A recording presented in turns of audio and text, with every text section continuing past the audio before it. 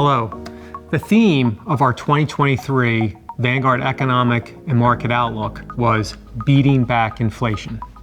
So how is the outlook proceeding halfway through the calendar year?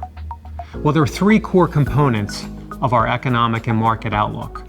First, that inflation, although it would tend to recede over the course of 2023, would increasingly become stickier even if inflation rates were lower. Secondly, because of that stickiness of inflation, which we see in the tightness in the labor market and the pressures on wages and some other select input costs, that we would have central banks around the world, broadly speaking, very unlikely to lower interest rates. And in fact, they would need to remain in restrictive territory well into 2024, well beyond the current calendar year. And then thirdly, we would need to see some weakness in the labor market to ultimately bring inflation down from these generational high levels down to that 2% or so target that most central banks around the world tend to focus on.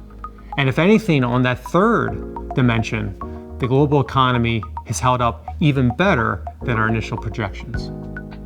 So as we look into the rest of this calendar year 2023, our outlook remains broadly unchanged, that we will continue to see modest progress on the inflation front, in part because interest rates tied by the central banks will need to remain in the restrictive territory to ultimately bring inflation down. And with that, we will see some weakness, economic weakness, in the months ahead.